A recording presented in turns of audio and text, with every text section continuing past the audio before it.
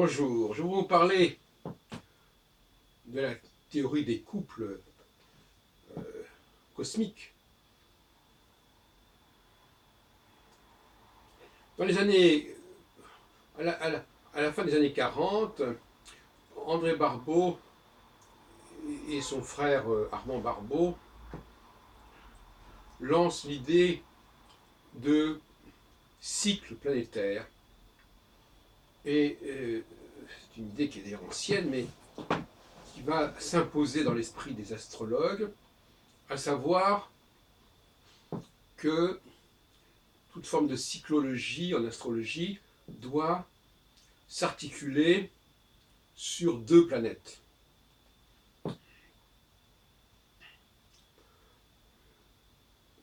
Un demi-siècle plus tard, même plus que ça, je veux dire presque 70 ans plus tard,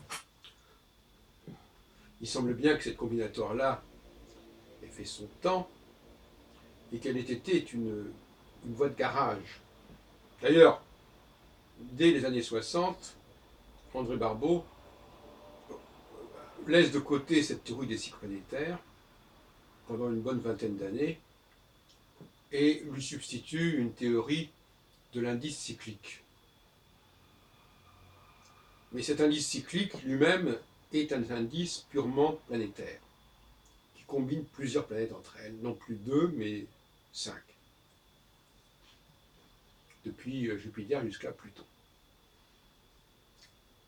Or, la notion de couple céleste ou de couple cosmique, à mon avis, ne fonctionne pas sur cette base planète-planète,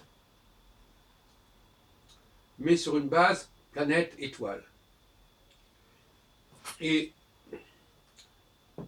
dès le Xe siècle, l'astrologie avait pris cette option planète-planète, avec notamment la grande conjonction Jupiter-Saturne, le cycle des grandes conjonctions Jupiter-Saturne, qui remonte à Albe-Mazar vers le Xe siècle. Il y a un défaut majeur dans cette théorie des couples de planètes. C'est déjà que les deux planètes sont porteuses de signification. Et qu'il faut donc combiner en quelque sorte ces significations. Ce qui nuit à la pureté de la signification planétaire, proprement dite. Il ne peut y avoir de purification, de pureté d'un système que lorsque les deux éléments qui constituent ce système, il y en a un qui est en quelque sorte signifiant et l'autre qui est neutre. L'étoile, c'est une notion neutre. Elle porte certains noms, mais elle n'est pas liée à une mythologie comme le sont les planètes, ou même comme le sont les signes zodiacaux, les constellations zodiacales. C'est un facteur neutre, l'étoile.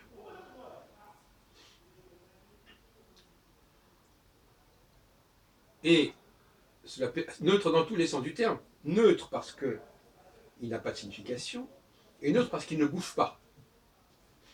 Il ne bouge pas dans le ciel. Ou du moins pas à l'échelle d'un retour cyclique de quelques dizaines d'années, voire même de quelques centaines d'années. On ne va pas rentrer dans la question de la précision des équinoxes, qui se situe avec un cycle de 25 920 ans, à raison de 72 minutes d'arc par an. Donc, le neutre, c'est le facteur qui n'est ni mobile, ni signifiant en tant que tel. C'est-à-dire qui n'est pas porteuse de signification. Quant à la planète, qui s'articule sur ce facteur neutre, eh bien, elle n'est pas non plus signifiante, au fond. Elle n'est pas signifiante dès lors qu'elle est unique. Si je n'utilise qu'une seule planète, je n'ai pas besoin de lui donner une signification. De même que si je n'ai qu'un seul enfant, je peux dire mon enfant, mon fils, je n'ai pas besoin de lui donner un prénom, puisqu'il n'y a que lui.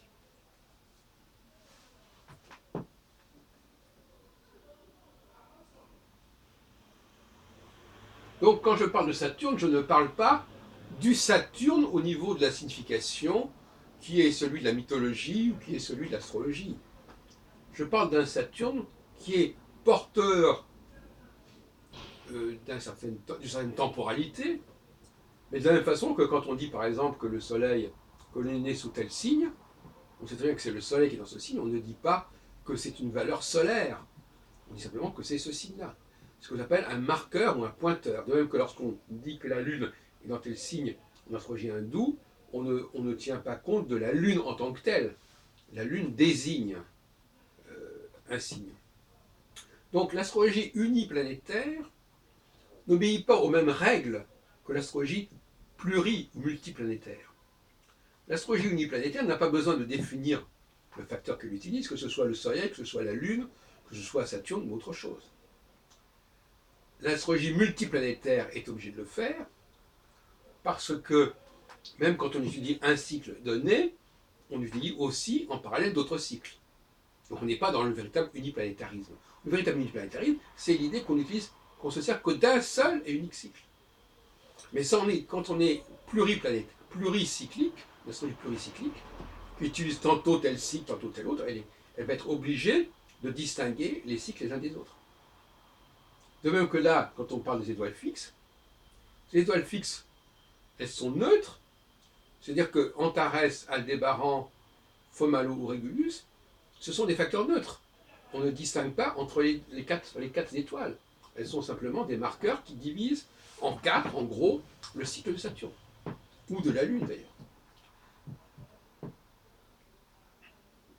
Donc, voyez-vous, les problématiques ne sont pas du tout les mêmes selon que l'on passe quand on va vers l'uniplanétarisme ou le multiplanétarisme, quand on va vers l'unicyclicité ou la multicyclicité, les problèmes ne sont pas les mêmes et le traitement des facteurs célestes n'est pas du tout le même.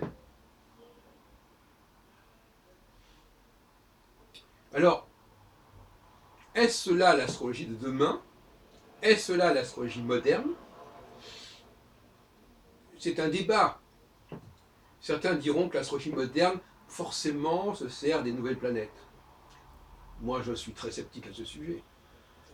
L'astrologie moderne, c'est une astrologie non pas qui change de paradigme, mais qui rend compte diversement de ce paradigme, et qui entretient et qui restaure éventuellement ce paradigme.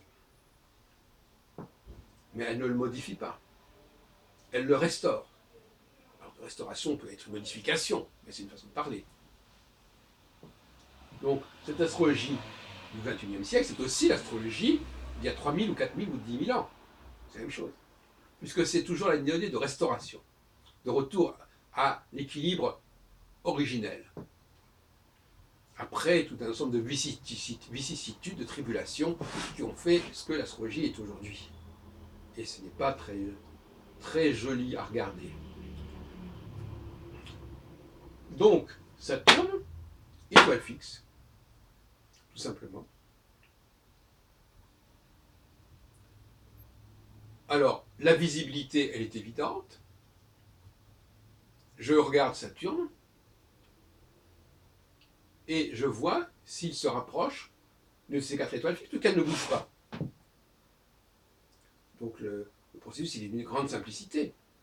Saturne n'est pas en train de courir après Jupiter ou de courir après Neptune, puisqu'il ne bouge pas. Tout comme la Lune, d'ailleurs, du fait qu'elle soit liée au Soleil, qui lui-même, même si astronomiquement c'est une étoile fixe, il a un mouvement, puisqu'il a le mouvement de la Terre, en quelque sorte, la Lune ne rejoint le Soleil qu'avec un décalage d'un mois. Bon. Donc, c'est pas un modèle idéal. C'est pour ça que je suis très sceptique sur l'astrologie solilunaire. Parce que l'astrologie solilunaire, c'est un pis-aller, c'est quelque chose qui est mal taillé. Parce que le Soleil n'est pas neutre, enfin n'est pas immobile. Même avec l'héliocentrisme, le Soleil n'est pas immobile au niveau du regard. Les conjonctions entre la Lune et le Soleil ne se produisent pas constamment au même endroit ou aux mêmes endroits. Alors que les conjonctions de la Lune avec les 4 étoiles fixes royales se produisent tout le temps au même endroit. Donc au niveau de la visibilité, le confort de visibilité, la facilité de percevoir à quel moment la Lune ou autre chose entre dans le champ d'une de ces 4 étoiles fixes n'est pas du tout la même. Il n'existe pas du tout les mêmes calculs. D'autre part, sans rentrer dans la problématique de l'homosexualité et de l'hétérosexualité, il est clair que le couple Saturne-étoile fixe s'inscrit dans une véritable hétérosexualité entre deux facteurs de nature totalement différentes, alors que le couple planète-planète s'inscrit dans une forme d'homosexualité avec deux facteurs qui se rejoignent, qui sont de même nature, même si on leur donne des noms différents, et ce sont des planètes. Planète Saturne est une planète comme Jupiter, comme Mars, même s'il y en a une qui s'appelle Mars, l'autre qui s'appelle Jupiter, l'autre qui s'appelle Saturne. C'est pas la question. Donc, le couple exigerait normalement deux êtres de nature différente. Voilà, tout simplement, pour dire une banalité.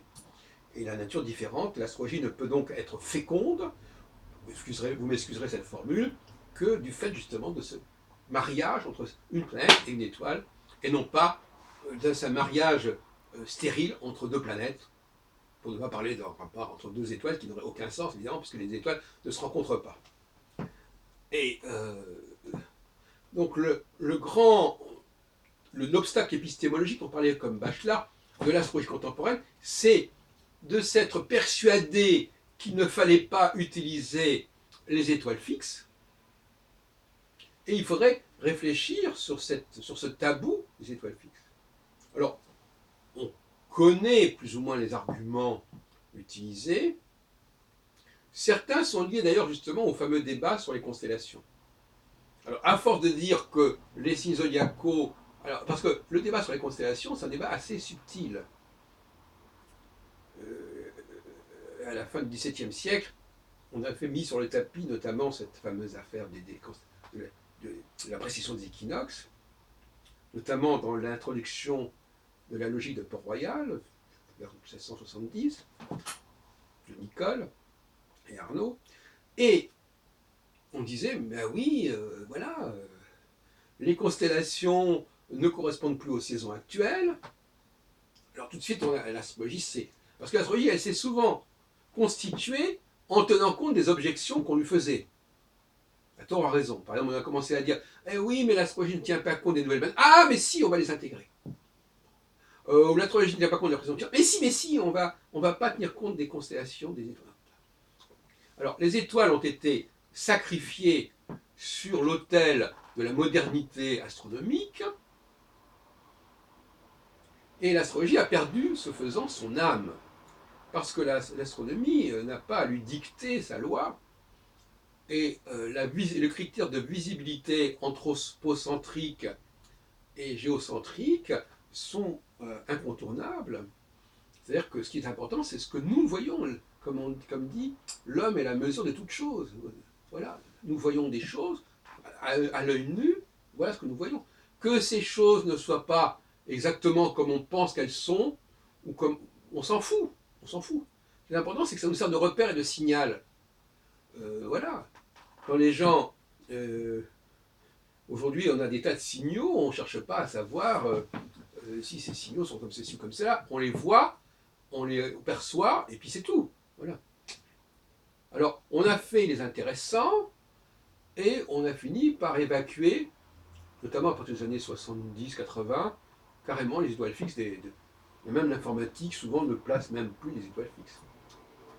De toute façon, ces pauvres étoiles fixes, elles se retrouvaient se rajoutant à tout le reste au sein du thème natal, ce qui n'est pas non plus leur vocation. Mais en tout cas, André Barbeau, par exemple, a décidé radicalement, non seulement dans ses cycles planétaires des années 40-50, mais dans son indice cyclique, il n'est pas question une seconde de tenir compte des étoiles fixes. Or, quand il essaie de comprendre, par exemple, un certain nombre de phénomènes en astrologie mondiale, ben, il essaie de les comprendre avec un certain nombre de grilles dont il dispose déjà, mais il ne se demande pas si éventuellement d'autres grilles existantes sur le plan astronomique pourrait fonctionner.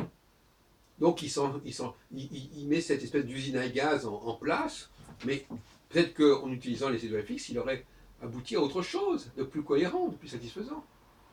Comme ça, il y a des critères, voilà. Donc critères de modernité qui est utilisé malencontreusement. Alors, il est venu se greffer dans les années 70 un malheureux débat sur tropicalistes et sidéralistes auquel j'ai participé, enfin je veux dire, j'ai accueilli des gens comme Jacques Dorsan. C'est à mon avis une polémique un peu dépassée, comme l'astrologie védique, l'astrologie hindoue. C'est pas le débat, parce que ces gens-là, ils font pas, ils sont, ces bonnets blancs et blancs bonnets, ils sont tous dans un cas comme dans l'autre, comme appelle ça Patrice Bourriche, des saisonnologues. Mais même les astrologies védiques sont des saisonnologues. Ce sont des saisonnologues attardés, ce qui n'est pas mieux. Des saisonnologues qui sont saisonnologues du point de vue des critères d'il y a 2000 ans ou 3000 ans. Mais c'est comme des saisonnologues. Alors que donc l'astrologie sidérale ou védique n'a rien à voir avec ce que je suis en train de vous dire. Rien à voir. Elle ne se sert pas des étoiles. Elle ne s'en sert que de façon totalement contingente parce que ça correspondrait à tel et tel point vernal, mais de toute façon, elle ne s'en sert pas en tant que telle. Et donc, ne confondons surtout pas l'astrologie stellaire que je pratique et que je conseille avec l'astrologie védique. Cela dit, dans le cas de Pascal Bourriche, lui, il a tout à fait raison de se servir, comme le fait d'ailleurs Françoise Lune-Soleil, et pas beaucoup d'autres d'ailleurs, de cet axe Antares, Aldébaran, etc. Donc il a compris l'importance de l'axe stellaire, mais il l'intègre dans un ensemble beaucoup trop compliqué, et donc une vérité qui est mélangée avec des non-vérités, qu'est-ce que ça donne? Mais en tout cas, sur le principe, c'est tout à fait très bien. Et je suis très heureux de voir de jeunes générations adopter ces idées-là que j'avais développées depuis une dizaine d'années quand même. Et oui, depuis à peu près les années 2000. Oui, 2000. Oui, à peu près une dizaine d'années, oui.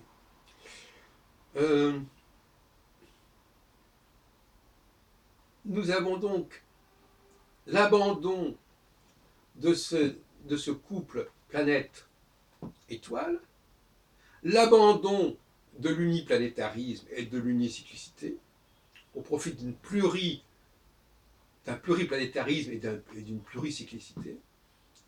Nous sommes aujourd'hui en 2016 bientôt avec une astrologie mondiale complètement débile qui ne s'intéresse, comme notamment dans l'association Source de Catherine Gestas, qu'à l'entrée des planètes lentes dans les signes zodiacaux qui sont une fiction totale, d'ailleurs tout autant d'ailleurs que les signes zodiacaux dans l'astrologie védique, c'est assez pareil. Ça n'a rien à voir, ce sont des divisions dans le temps. Alors cela dit, on peut toujours, à leur décharge, dire que il s'agit d'un temps qui s'écoule et qu'on divise le temps successivement, etc. Mais très franchement, la division en 12 symboles est d'une lourdeur au niveau de l'interprétation, au niveau de la démarche cyclique, abyssale. Moi, je propose un système binaire où le Saturne passe alternativement par des phases de conjonction et de disjonction. Je ne suis pas en train de dire, comme certains, que, comme dirait d'ailleurs notre ami Jean-Yves Espier, que Pluton passe par 12 états successifs, correspondant aux 12 valeurs zodiacales, et qu'il faut donc plus de 200 ans pour que Pluton revienne sur la même valeur zodiacale. Moi, je trouve ça absolument imbuvable. Bon. Et irrecevable sur le plan presque cognitif, sur le plan mental. Donc le zodiaque en tant que système de division de l'espace, ça peut être utile sur le plan purement méta-astronomique, sur le plan de la localisation des facteurs, mais il ne faut surtout pas s'en servir comme d'un système d'interprétation, surtout pas. Et même les planètes, bon, c'est vrai que sur le plan mythologique c'est intéressant, on a beaucoup parlé récemment de cela, j'en ai parlé lors du colloque en célébrant les 60 années de la parution de l'influence des astres de Gauquelin, premier ouvrage de Gauquelin, qui ne comporte que 3 planètes, Mars, Jupiter et Saturne, et qui ne s'intéresse ni à ce qu'on appelle l'escorte solaire, Soleil, Mercure, Vénus, ni les planètes transsaturniennes. Et ça me paraît effectivement le cœur de l'astrologie. Alors là, nous ne sommes plus dans une astrologie avec une seule planète. Nous sommes une astrologie où il y a 3 planètes, mais pas plus, à mon avis. Et c'est une astrologie, non pas une astrologie cyclique, mais c'est une astrologie ternaire qui permet de déterminer un certain nombre de fonctions sociales, socio-professionnelles, et qui a certainement une certaine valeur. Il ne faut pas oublier que cette ternarité spatiale est un peu le pendant de la ternarité temporelle. Parce que quand je parle de Saturne qui passe par des états successifs, au fond, on pourrait aussi y voir une ternarité en cherchant bien. Parce que tout cycle, par définition, a un commencement, un milieu et une fin. Donc la ternarité, ce n'est pas un problème majeur à intégrer en astrologie. Mars, c'est le point de départ, Jupiter, c'est la culmination, et Saturne, c'est l'achèvement. Donc, une astrologie ternaire, pour faire allusion à notre ami Jacqueline Bonny-Belluc, notre défunte amie, l'astrologie ternaire n'est pas inintéressante, finalement. Elle permet de structurer le cycle d'un astre, et elle permet également aussi de structurer l'organisation d'une société.